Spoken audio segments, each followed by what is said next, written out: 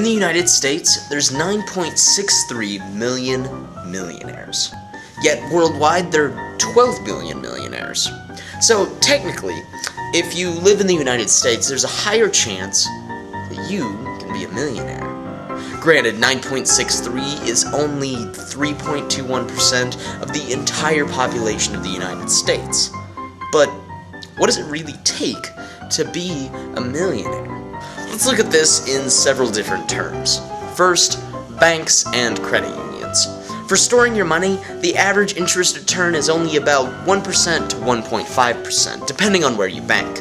We used something called the investing calculator on DaveRamsey.com. So at 1% interest, how long would it take to be a millionaire? If you put $100 into this account every month for 100 years, you would have $1 million. If you never drank coffee, or soda, or ate pizza, or ate at a restaurant. But without giving up anything, how much would it take to have $1 million after 100 years?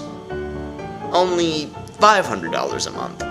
But let's face it, you don't have 100 years to save money.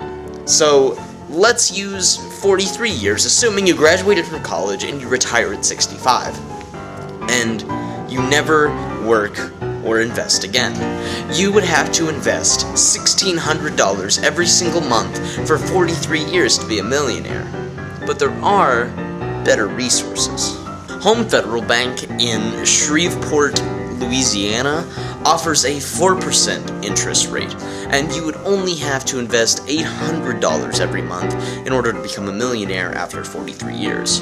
Unfortunately, these are banks and credit unions, so they are protected by the FDIC, but only up to $250,000. Let's talk about something a little less protected: stocks.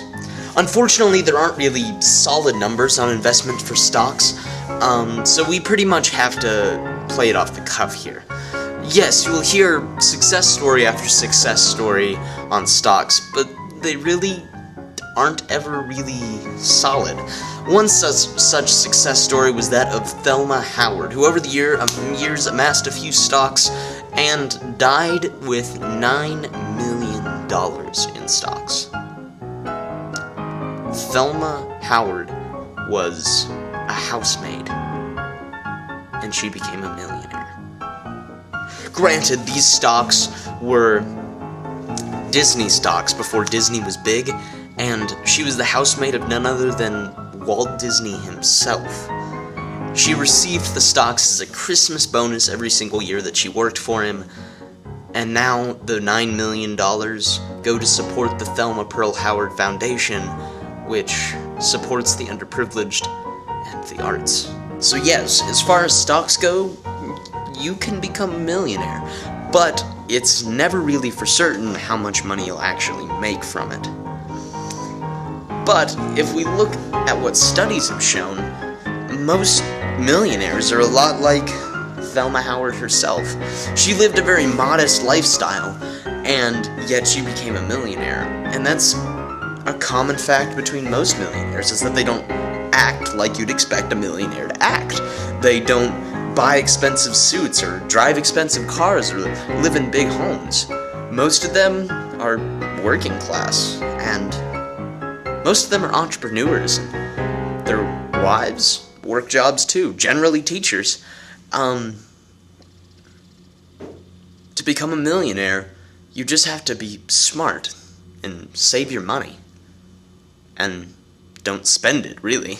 As far as becoming a millionaire goes, though, there are also mutual funds, which is a form of investing in which several investors all invest into the same collection of different money-making possibilities, such as stocks, real estate, bonds, etc.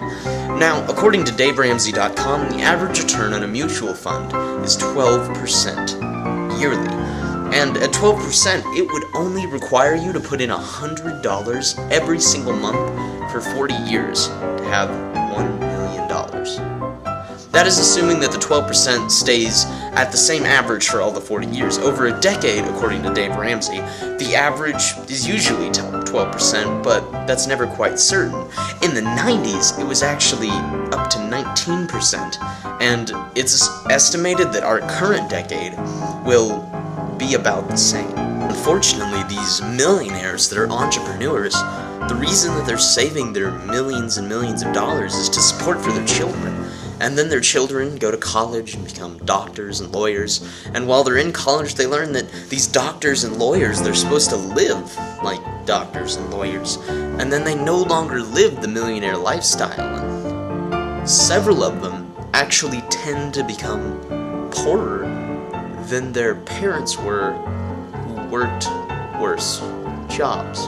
Perhaps many of you remember when your grandparents would say, "Back in my day, that didn't used to cost as much." Well, they're right. How much is $1 million really worth today? I like something I saw on dailyfinance.com. It showed that $1 million in 1913 had a buying power of $23 million now.